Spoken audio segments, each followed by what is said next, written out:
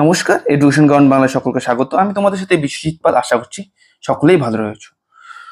তো দেখো, রিসেন্টলি ভারতেও কিন্তু ইলেকশন হয়ে গেল এবং সেখানে কিন্তু একটা যে বর্তমান যে সরকার গঠন করেছে, যদিও সংখ্যাগরিষ্ঠতা পায়নি, এনডিএ জোট সরকারের মাধ্যমে তারা কিন্তু সরকার গঠন করেছে, মেজরিটি এনডিএ এর মাধ্যমে হয়েছে। তো সেখানে কিন্তু বিজেপি লাস্ট যে আমাদের গভর্নমেন্ট ছিল, বিজেপির একক সংখ্যাগরিষ্ঠতায় যে গভর্নমেন্ট ছিল, তারা কিন্তু এবছর তাদের যে ক্যাম্পেইন ছিল, তো প্রতিটি ক্যাম্পেইনে কিন্তু বলেছিল ইসবার 400 পার, মানে এবছর 400 পার তারা করবে। কিন্তু তারা কিন্তু ইলেকশনের পর দেখা গেছে তাদের কিন্তু এই লক্ষ্যমাত্রাকে পার করতে পারেনি, 400কে পার করতে পারেনি। এমনকি 300 পার করাও তাদের কাছে একটা কঠিন কাজ হয়ে দাঁড়িয়েছিল যেদিন আর কি ইলেকশনের রেজাল্ট দিচ্ছিল। তো যাই হোক, যথারীতি তারা এবারও সরকার করেছে এনডিএর মাধ্যমে। তো কিন্তু দেখা যাচ্ছে যে রিসেন্টলি 4ই জুলাই 4th জুলাই ইউকেতে তাদের জেনারেল ইলেকশন কন্ডাক্ট করা হয়েছে এবং সেখানে কিন্তু এবছর দেখা গেছে যে দল লিড করছে, যে দল সংখ্যাগরিষ্ঠতা পেয়েছে, তারা কিন্তু হিউজ সংখ্যাগরিষ্ঠতা পেয়েছে। মানে অর্থাৎ তাদের যে সংখ্যাগরিষ্ঠতার জন্য যে ম্যাজিক ফিগারের জন্য যে সংখ্যার প্রয়োজন ছিল তার থেকেও কিন্তু অনেক বেশি পেয়েছে। দেখা যাচ্ছে যে লেবার পার্টি তারা পেয়েছে 412। অর্থাৎ দেখো, ভারতে যে 400 পারের কথা বলা হচ্ছিল সেটা কিন্তু দেখা গেল ইউকেতে হয়েছে, 400 পার করে ফেলেছে। ইউকেতে দেখলে দেখা যাবে, ইউকেতে হচ্ছে টোটাল যে তাদের পার্লামেন্টের যে সিট, তারা হচ্ছে 650টি সিট নিয়ে কিন্তু লড়ে। তো এখানে টোটাল 650টি সিট থাকে এবং তাদের ম্যাজিক ফিগার হচ্ছে 326। তো 326 যে দল পাবে তারাই কিন্তু সংখ্যাগরিষ্ঠ ম্যাজিক ফিগারকে ক্রস করবে এবং তারাই কিন্তু সরকার গঠন করবে। তো যথারীতি এবছর লেবার পার্টি তারা কিন্তু সংখ্যাগরিষ্ঠতা পেয়েছে। কনজারভেটিভ পার্টি কার ছিল? এটা ছিল ঋষি সনক, যে ভারত বংশোদ্ভূত। তোমরা সকলেই জেনে থাকবে যে গতবারের যে টার্ম ছিল সে কিন্তু ঋষি সনকই সেখানকার প্রাইম মিনিস্টার ছিলেন। তো ঋষি সনক ভারত বংশোদ্ভূত, কিন্তু এবছর তারা মাত্র 121 খানা সিট পেয়েছে এবং সেকেন্ড লার্জেস্ট পার্টি হিসাবে সেখানের ইউকে সেকেন্ড লার্জেস্ট পার্টি হিসাবে স্থান নিয়েছে। তো এখানে দেখা যাচ্ছে যে লেবার পার্টি কার?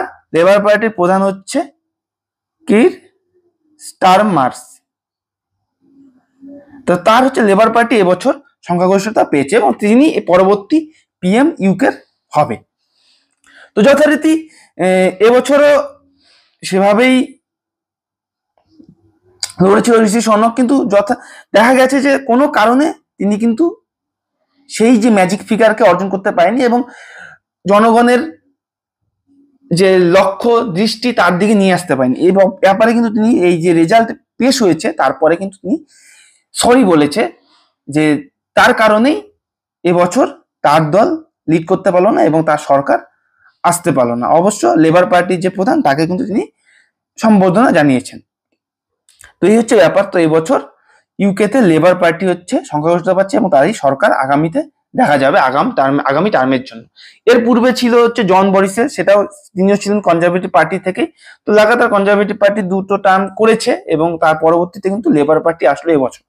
ঠিক আছে, তো দেখো এই যে ইউকের যে ইলেকশন প্রসেস কি প্রসেসে হয় সেটা কিন্তু অবশ্যই ভারতের প্রসেসে হয় না। ভারতে যেমন কি হয়, এমপি সিলেকশন হয় এবং যে আসন সব থেকে বেশি পায় তার দলই কিন্তু ম্যাজিক ফিগার পায় এবং যদি সে এককভাবে না হয়, তার সংখ্যাগরিষ্ঠ জোট থাকে, সেই জোট নিয়ে তারা কিন্তু একসাথে করে। তো সেখানে দেখা যায় ইউকেতে কিন্তু একটু ডিফারেন্ট রয়েছে। তো সেখানে দেখা যাচ্ছে কি, দেখো 2024 পার্লামেন্ট, এখানে বলা হচ্ছে যে ইউকে জেনারেল ইলেকশন 4ই জুলাই 2024 কন্ডাক্ট করা হয়েছে এবং বলা হচ্ছে যে এই যে নতুন পার্লামেন্ট সেটা ডাকা হয়েছে নতুন পার্লামেন্টের গঠন করার জন্য 9ই জুলাই 2024, যেখানে business will be election of the speaker, মানে স্পিকারের ইলেকশনের জন্য সেটা কন্ডাক্ট করা হবে এবং the state opening parliament and the king's speech will follow 17ই জুলাই, মানে কিংসের যে বক্তৃতা হবে সেটা 17ই জুলাই হবে, বুধবার। সেটা এখানে শিডিউলটা দেওয়া রয়েছে। তো এখানে দেখো কি বলেছে, ভোটিং সিস্টেম ইউকেতে কি বলেছে। তাও খুব কমপ্লিকেটেড ব্যাপার, আমারও বুঝতে অনেকটাই সময় লেগেছে যেহেতু আমি পূর্বে জানা ছিল না এই বিষয়টা। তো কিছু জায়গায় হয়তো দেখবে, পড়লে পরে বুঝতে পারবে। ঠিক আছে, ভোটিং সিস্টেম ইউকেতে কি বলেছে, voting system or electoral system, যেটা মেনশন করা এই যে মেথডটা রয়েছে, যেটা ইলেক্ট করা হয় রিপ্রেজেন্টেটিভকে করার জন্য, সিলেক্ট করার জন্য। এবং একটি ভোটিং সিস্টেম এটা determine the rule on how we elect parties candidates, মানে যে দলের যে পার্টিকে কিভাবে ইলেক্ট করব, সিলেক্ট করব, তার প্রসিডিওরের মাধ্যমে যাওয়া সেই যে সিস্টেম সেটা হচ্ছে voting system. The house of common, এখানে কি কি পদ্ধতি, কি কার কার জন্য আর কি ইলেকশনটা হয়? House of common, Scottish parliament, Wales parliament, Northern Ireland assembly and UK local authorities use different voting system. এর প্রত্যেকটা কিন্তু ইলেকশনের প্রসেস কিন্তু আলাদা আলাদা। এই যে বললাম যে হাউস অফ কমন, এর প্রসেস আলাদা, স্কটিশ পার্লামেন্ট, ওয়েলস পার্লামেন্ট, তারপরে Northern Ireland assembly, UK local authority, সবার জন্য আলাদা আলাদা। তোমরা আমরা পরবর্তী স্লাইডগুলোতে অবশ্যই সেটা মেনশন করা রয়েছে, তোমরা দেখতে পারবে। ফার্স্ট পাস্ট দি পোস্ট, এটা কি প্রসেস? এটা দেখো, দি হাউস অফ কমন, তারপরে মেয়রাল ইলেকশন ইন ইংল্যান্ড, এই ইংল্যান্ডে যে মেয়রাল ইলেকশন এবং হাউস অফ কমন এদের জন্য কিন্তু এই ফার্স্ট পাস্ট দি পোস্ট প্রসেসটাকে ইউজ করা হয়। এবং পুলিশ, ক্রাইম কমিশনার ইলেকশন এবং local council in England and Wales use the past the post system. Voter select their preferred candidate, the candidate with the most voted wins, মানে যে বেশি vote পাবে সেই ক্যান্ডিডেট উঠে আসবে বিজেতা হিসাবে, এবং সে কিন্তু এই পদগুলোতে আলাদা আলাদা হবে, অবশ্যই আলাদা আলাদা ব্যক্তি এই পদে বসবে এবং সেই পদের জন্য সিলেক্ট হবে। ঠিক আছে, তো এখানে দেখো পরবর্তীতে আরো কি বলেছে, এখানে দেখাচ্ছে কি, দেখো কি কি প্রসেসে সেখানে ভোট কন্ডাক্ট করা হয়। প্রথম রয়েছে অল্টারনেটিভ ভোট, তারপরে রয়েছে সাপ্লিমেন্টারি ভোট বা এসভি বলা হয়, এভি বলা হয় alternative vote, single transferable vote STV বলা হয়, অ্যাডিশনাল মেম্বার সিস্টেম এমএস বলা হয়, এবং ক্লোজ পার্টি লিস্ট। তো এই পাঁচটি পদ্ধতিতে মূলত সেখানে ভোট ইলেকশন কন্ডাক্ট হয়ে থাকে। তো এই প্রতিটি ডেফিনিশন এখানে কিন্তু দেওয়া রয়েছে যে কোনটা কি পদ্ধতিতে করা হয়। অল্টারনেটিভ ভোট কিভাবে করা হয়? অল্টারনেটিভ ভোট মেইনলি হচ্ছে chair of most committee in the house of common এবং লর্ড স্পিকার এবং by election for hereditary peers, এদের জন্য যে লর্ড স্পিকারের জন্য যে প্রসেস, সেটার জন্য এই পদ্ধতিকে, তাকে ইলেক্ট করার জন্য এই পদ্ধতিকে ব্যবহার করা, এবং chair of most committee in the house of কমনের জন্য। ঠিক আছে, এখানে কি করা হয়, এখানে যে ক্যান্ডিডেট রয়েছে, দেখো আমরা যেমন ভোট দিতে যাই, যখন আমাদের ব্যালট বলে ইভিএম বক্স থাকে এবং সেখানে ক্যান্ডিডেটের মানে পার্টির সিম্বল থাকে এবং সে পাশে বোতাম থাকে, মানে ইভিএম এর ইলেকট্রাল ভোটিং মেশিন যে রয়েছে, ইলেকট্রনিক ভোটিং মেশিন, তো তার মাধ্যমে কিন্তু আমরা সরাসরি ভোট দিই। কিন্তু এখানে কিন্তু সেরকম না, এখানে যে সব ক্যান্ডিডেট থাকে তাদের কিন্তু সিরিয়ালকে তাদেরকে করতে হয়, সিরিয়াল মেনটেন করতে হয়। মনে করো চারজন সেখানে প্রার্থী রয়েছে, চারজন প্রার্থী মনে করো রয়েছে, তো সেখানে চারজন, এখন কেউ ভোট দিতে গেল সেখানে চারজনকে এখন র্যাঙ্ক করতে হবে। কেউ হয়তো প্রথমের জনকে 1 দিল, তৃতীয় জনকে সেকেন্ড পজিশনে রাখছে, দ্বিতীয় জনকে তৃতীয় পজিশনে রাখছে, এবং চতুর্থ জনকে চতুর্থ পজিশনে রাখছে, এবং পঞ্চম জনকে পঞ্চম পজিশনেই রাখছে। এমন করে দেখা গেছে আবার দ্বিতীয় ব্যক্তি গিয়ে ভোট দিচ্ছে, ফার্স্টকে সেকেন্ড পজিশনে রাখছে, সেকেন্ডকে ফার্স্ট পজিশনে রাখছে, এইভাবে কিন্তু পজিশনিং করতে হয় সেখানে। এবং পজিশনের পর দেখা যায় যে সব শেষে গণনার সময় দেখা যায় যে কে সব থেকে ফার্স্ট পজিশনে রয়েছে, তাকেই কিন্তু লিডিং হিসেবে ধরা হয় এই অল্টারনেটিভ ভোটিং পদ্ধতির মাধ্যমে। এখানে শাখা সেটাই বলেছে যে voters rank candidate in order the papers of marking 1, 2, 3 and so on, মানে যতজন প্রার্থী থাকবে সেভাবে তাদের পছন্দ অনুযায়ী তাদেরকে সিকোয়েন্স করবে, কে প্রথম স্থানে তার নজরে, কে সেকেন্ড স্থানে তার নজরে, কে থার্ড স্থানে তার নজরে, এইভাবে কিন্তু তারা সিলেক্ট করবে। এবং a voter can rank as many as few candidates as they like or vote for one candidate.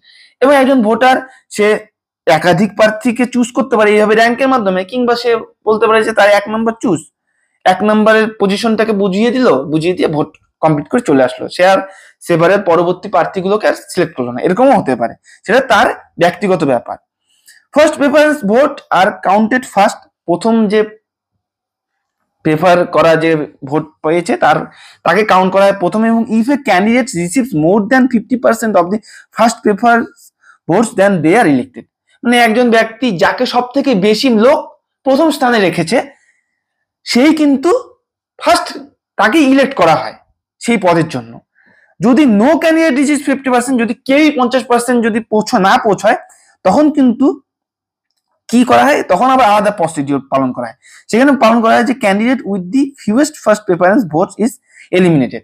যদি কেউ 50% কম পায়, মানে কোনো ব্যক্তি যদি প্রথম রাউন্ডের শেষে দেখা যায় যে প্রথম ফেসের মানে প্রথম পজিশনে কেউ 50% পায়নি, তখন কিন্তু সেই রাউন্ডটাকে এলিমিনেট করা হয় এবং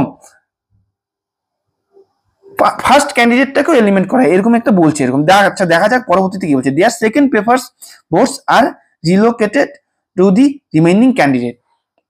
এখানে দেখা বলছে ইফ নো ক্যান্ডিডেট রিচেস 50%, যদি কোনো ব্যক্তি 50% না পায়, তখন candidates with the fewest first preference votes are eliminate. মানে যে ব্যক্তিটি মনে করো পেয়েছে সব থেকে বেশি ফার্স্ট প্রেফারেন্স পেয়েছে, কিন্তু তাই সে 50%-এর উপরে ক্রস করেনি, তখন তাকে কিন্তু ওই পজিশনটা দেওয়া হয় না, তখন তার ভোট অন্যদের মধ্যে ডিভাইড হয়ে যায়।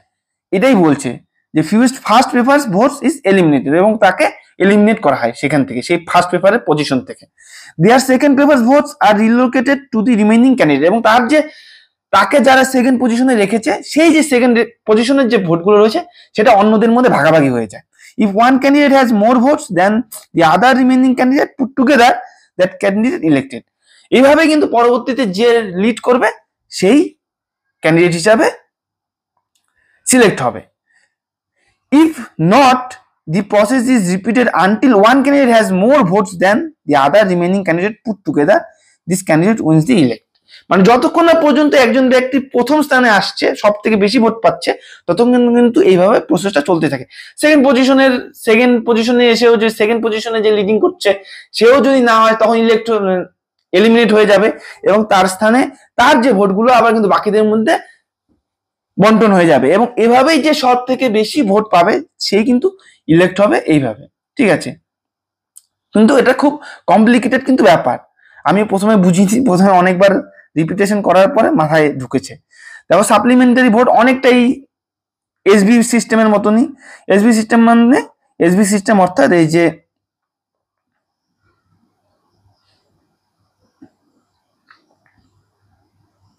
সাপ্লিমেন্টারি ভোট এবি সিস্টেমের মতন, মানে অল্টারনেটিভ ভোটের মতন অনেকটা। এখানেও কি বলছে, এই সাপ্লিমেন্টারি ভোট অনেকটা এবি সিস্টেমের মতনই, ভোটার্সদের লিমিটেশন থাকে, তো first and second preference choice করতে পারবে। এখানে শুধু কি ফার্স্ট এবং সেকেন্ড প্রেফারেন্স কি চয়েস করতে পারবে। একজন ভোটার এরকমভাবে মার্ক করবে সেই ক্যান্ডিডেটকে, তাদের ফার্স্ট প্রেফারেন্স ভোটারকে ক্যান্ডিডেটকে, এবং they mark another cross in the second column for the second preference if they wish to do so. মানে এরকম ক্যান্ডিডেট থাকবে, তার প্রথম পছন্দের ক্যান্ডিডেটকে ক্রস করবে এবং সেকেন্ড পছন্দের ক্যান্ডিডেটকে ক্রস করবে, এরকম। ঠিক আছে, করে তারা সিলেক্ট করবে। এবং if a candidate receives more than 50% if the first preference vote then they are elected, এবং যে প্রথমে 50% ক্রস করবে সেই ফার্স্ট প্রেফারেন্স ক্যান্ডিডেট হবে। মানে প্রথমে বলতে যে যাকে ফার্স্ট হিসাবে সিলেক্ট করা হয়েছে এবং 50%-এর বেশি তাকে ফার্স্ট স্থানে রাখা হয়েছে টোটাল ভোটের, সেই কিন্তু ইলেক্ট হবে। এখন দেখা হচ্ছে, দেখো যে যদি কোনো ক্যান্ডিডেটই 50%-এর ওপরে ভোট না পায়, তখন কি হবে, তখন যে ভোটটা কাউন্ট করা হয়েছে ফার্স্ট ফেসের জন্য, তখন কিন্তু এই ফার্স্ট ফেসের জন্য যাদের কাউন্ট করা হয়েছে তাদের কেউ যদি 50%-এর উপরে না পায়, তাহলে সেটা কিন্তু আনকাউন্টেড থাকবে। এবং পরবর্তীতে দেখা হবে যে সেকেন্ড প্রেফারেন্স ভোট কার জন্য চালু করা আছে, সেকেন্ড প্রেফারেন্স ভোট যেগুলো দেওয়া হচ্ছে সেটা কাউন্ট করা চালু হবে, এবং যে ফার্স্ট প্রেফারেন্স ভোট যাদের জন্য দেওয়া হয়েছিল তাদের ভোটকে আর কাউন্ট করা হবে না, এবং তাদের যে সেকেন্ড প্রেফারেন্সের ভোটগুলো কিন্তু বাকি যে ক্যান্ডিডেট আছে তাদের মধ্যে কাউন্ট করা হবে। ঠিক আছে, এখানে সেটাই বলেছে, দেখো the second preference of voters who voted for eliminated candidates are then counted. তাহলে সেকেন্ড প্রেফারেন্স ভোটগুলো যেগুলো পড়েছে, যেগুলো ফার্স্ট প্রেফারেন্স ভোট যাদের মধ্যে পড়েছে, তারাও তো তাদেরও তো কেউ সেকেন্ড প্রেফারেন্স ভোট দিয়েছে, তখন কি হবে, তারা যেহেতু 50% ক্রস করতে পারেনি, তার জন্য তাদের যে সেকেন্ড প্রেফারেন্সের ভোটগুলো রয়েছে সেই সেকেন্ড প্রেফারেন্সের ভোটগুলো অন্যান্য ক্যান্ডিডেটের মধ্যে ভাগ হয়ে যাবে। এটাই বলেছে, any mate for the two remaining candidates are transferred, the candidate with the most voted at the end of the process is elected. তো এইভাবেই কিন্তু ইলেকশন প্রসেসটা হবে পরবর্তীতে, এইভাবেই যে একজনের ভোট পরবর্তীতে ভাগ হয়ে যাবে। ঠিক আছে, 2023 পর্যন্ত এই প্রসেসেই কিন্তু ভোট হচ্ছিল। এবং এটাই হচ্ছে ইংল্যান্ডের যে কমিশনার, ক্রাইম কমিশনার এবং ইংল্যান্ডের যে মেয়র, সেই প্রসেসটা কিন্তু এই প্রসেসে ভোট হয়।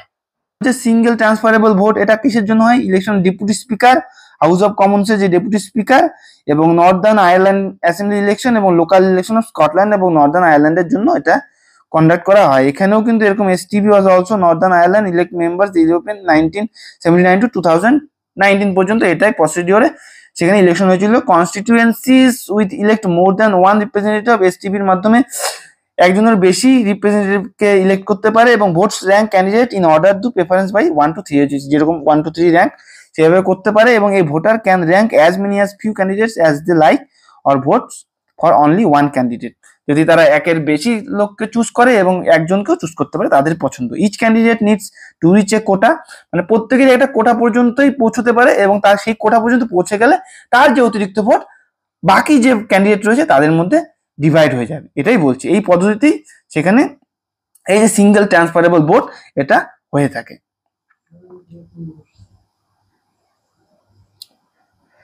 আইটি সিস্টেম কি? Additional member system, AMS. The additional member system Scottish parliament, Wales parliament এবং লন্ডন অ্যাসেম্বলিতে হয়, এবং এটাও স্বাভাবিক ওই টাইপের কিছু হবে। দেখো, voters are given 2 votes in separate ballot paper, আলাদা আলাদা ব্যালট পেপারে 2টো ভোট দিতে পারে, এবং 1 vote for a constitution member and 1 vote is for the party list. এটা দুজনকে ভোট দিতে হয়। এবং Scotland, Wales list member and elected by the region in the London there is a single London wide list. এইভাবে তারা election process করে। Constituency votes are counted first and the members and each constitution are elected using first past the post. যেটা first past the post, সেই প্রসেসেই এখানে কিন্তু election হয়ে থাকে।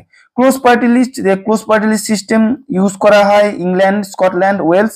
Elect member 1999 থেকে 2019 পর্যন্ত এই ইলেকশন প্রসেসে ভোট হচ্ছিল, এবং আন্ডার এই সিস্টেমে একজন ভোটার ব্যালট পেপারে ক্রস চিহ্ন দিতে পারে টু দি পার্টিস নেমের পাশে। Parties get the number of the seats, এটা পার্টিকেই উল্লেখ করে নাম্বার অফ সিট কাউন্ট করা হয়, কিন্তু প্রার্থীকে কিন্তু মেনশন করা হয় না। পার্টির সিম্বলটা হচ্ছে মেন সিম্বল হিসেবে কাজ করে। Voters choose parties not candidates, এখানে এটাই বলেছে, ক্যান্ডিডেটকে চুজ করে না, পার্টিকে চুজ করে। এটা হচ্ছে ক্লোজ পার্টি লিস্ট প্রসেস, ঠিক আছে? এই হচ্ছে প্রসেস। তো এবছর যে ইউকেতে কে সরকার করছে? লেবার পার্টি, এবং কির স্টারমার হচ্ছে সেখানকার পরবর্তী প্রধানমন্ত্রী কিন্তু হচ্ছে কির স্টারমার্স। তো তারা 326-এরও উপরে সিট পেয়েছে, ঠিক আছে? ম্যাজিক ফিগার 412খানা সিট পেয়েছে 650টার মধ্যে। তো এই হচ্ছে তাদের ম্যাজিক ফিগার রয়েছে, এবং এই বিষয় নিয়ে তোমাদেরকে তথ্যটা দেওয়ার জন্য এই ক্লাসটা। এবং কি কি প্রসেসে হয়, কমপ্লিকেটেড, কিছু কিছু জায়গায় আমিও ক্লিয়ার না তাদের প্রসেসটা কি। তবে এই যে ফার্স্ট প্রসেসটা যে বললাম আমি তোমাদেরকে, যে অল্টারনেটিভ ভোটিং প্রসেস, এটা কিন্তু এই প্রসেসই মেইনলি হয়ে থাকে। এই প্রসেসটাকেই প্রায় পরবর্তী প্রসেসগুলোতেও অনুধাবন করা হচ্ছে, ঠিক আছে? তো এই হচ্ছে ব্যাপার। তো আশা করছি তোমাদেরকে বোঝাতে পারলাম। তো ভালো লাগলে অবশ্যই লাইক করবে এবং তোমাদের বন্ধুদের সাথে শেয়ার করতে পারো, যারা এরকম ইনফরমেটিভ ভিডিও দেখতে চায়। তো অবশ্যই যারা চ্যানেল নতুন, চ্যানেলটিকে সাবস্ক্রাইব করে দাও, পাশে দাও বেল আইকনে নোটিফিকেশনে ক্লিক করে দাও, যাতে পরবর্তী সকল ভিডিও নোটিফিকেশন তোমরা সবার আগে পেয়ে যাও। তাহলে পরবর্তী ভিডিওতে আবার দেখা হচ্ছে। সবাই সুস্থ থাকো, ভালো থাকো। জয় হিন্দ, জয় ভারত, ধন্যবাদ।